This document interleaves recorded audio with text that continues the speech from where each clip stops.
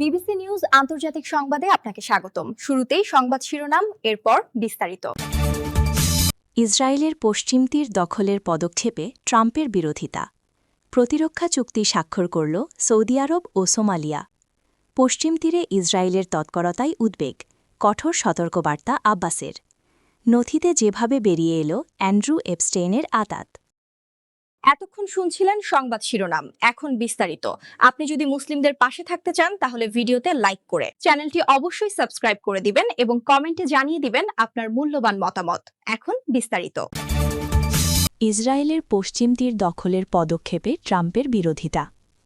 অধিকৃত পশ্চিম তীর সংযুক্তিকরণের বিষয়ে ইসরায়েলি পরিকল্পনার বিরুদ্ধে সরাসরি অবস্থান নিয়েছেন মার্কিন প্রেসিডেন্ট ডোনাল্ড ট্রাম্প।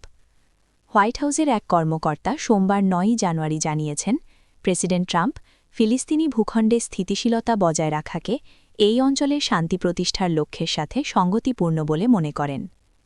রয়টার্সের বরাতে ওই কর্মকর্তা স্পষ্ট করেন যে একটি স্থিতিশীল পশ্চিম তীর ইসরায়েলকে নিরাপদ রাখে এবং বর্তমান মার্কিন প্রশাসন এই নীতিতেই অটল রয়েছে।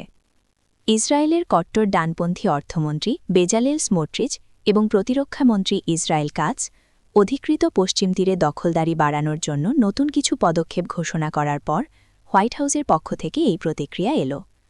ইসরায়েলি নিরাপত্তা ক্যাবিনেটের অনুমোদিত এই নতুন নিয়মগুলোর মাধ্যমে অবৈধ বসতি স্থাপনের জন্য জমি দখল করা সহজ হবে।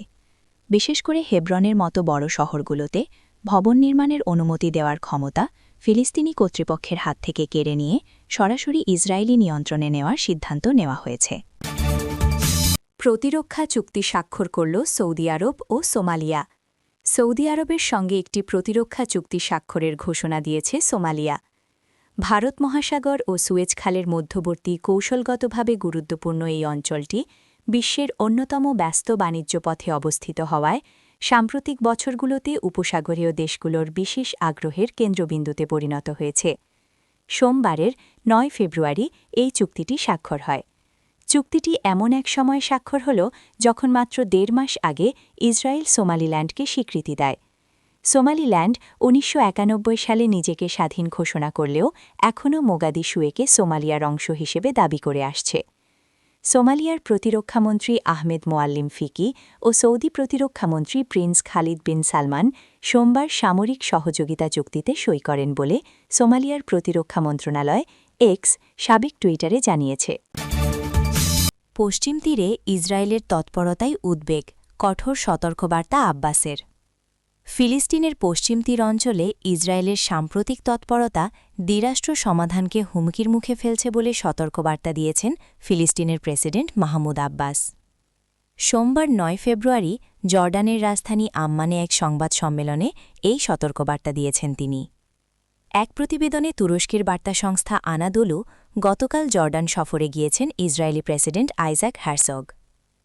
সেখানে জর্ডানের রাজা আবদুল্লাহ টুয়ের সঙ্গে বৈঠক শেষে এক যৌথ সংবাদ সম্মেলনে ফিলিস্তিনের প্রেসিডেন্ট পশ্চিম তীরে ইসরায়েলের সাম্প্রতিক দখলদারিত্ব ও সম্প্রসারণবাদী তৎপরতার দিকে ইঙ্গিত করে বলেন, আন্তর্জাতিক আইন এবং বৈশ্বিকভাবে স্বীকৃত সিদ্ধান্ত দ্বিরাষ্ট্র সমাধানকে পুরোপুরি পাশ কাটিয়ে পশ্চিম তীর অঞ্চলে নিজেদের দখলদারিত্ব কার্যক্রম বাড়িয়ে দিয়েছে ইসরায়েল। একটি স্বাধীন রাষ্ট্র হিসেবে ফিলিস্তিনের আত্মপ্রকাশের সম্ভাবনাকে চিরতরে নস্যাৎ করাই তেল আবিবের উদ্দেশ্য। নথিতে যেভাবে বেরিয়ে এলো অ্যান্ড্রু এপস্টেইনের আতাত। জেফ্রি এপস্টেইন কেলেঙ্কারিতে ভাই অ্যান্ড্রু মাউন্টব্যাটেন উইন্ডসরের বিরুদ্ধে ওঠা নতুন সব অভিযোগ নিয়ে প্রথমবারের মতো মুখ খুলেছেন রাজা চার্লস। বাকিংহাম প্যালেসের পক্ষ থেকে জানানো হয়েছে, অ্যান্ড্রুর বিষয়ে ওঠা নতুন অভিযোগগুলো নিয়ে রাজা গভীরভাবে উদ্বিগ্ন এবং পুলিশ যদি তদন্তের প্রয়োজনে এগিয়ে আসে তবে রাজপ্রাসাদ তাদের সব ধরনের সহযোগিতা করতে প্রস্তুত। টেমস ভ্যালি পুলিশ বর্তমানে রাজতন্ত্র বিরোধী গোষ্ঠী রিপাবলিকের করা একটি অভিযোগ খতিয়ে দেখছে, যেখানে অ্যান্ড্রুর বিরুদ্ধে সরকারি পদের অপব্যবহার এবং দাপ্তরিক গোপনীয়তা লঙ্ঘনে সন্দেহ প্রকাশ করা হয়েছে। সম্প্রতি প্রকাশিত ৩ মিলিয়ন নথিপত্রে দেখা গেছে ২০১০ সালে বাণিজ্য দূত হিসেবে দায়িত্ব পালনের সময় অ্যান্ড্রু সিঙ্গাপুর, হংকং এবং ভিয়েতনাম সফরের অত্যন্ত গোপনীয় এবং স্পর্শকাতর বিনিয়োগ সংক্রান্ত তথ্য জেফ্রি এপস্টেইনকে পাঠিয়েছিলেন। সরকারি নিয়ম অনুযায়ী এ ধরনের তথ্য অত্যন্ত গোপনীয় রাখার কথা থাকলেও অ্যান্ড্রু অ্যান্ডি শেষ উপদেষ্টার কাছ থেকে ইমেল পাওয়ার মাত্র ৫ মিনিটের মাথায় তা এপস্টেইনকে ফরওয়ার্ড করেছিলেন বলে প্রমাণ পাওয়া গেছে।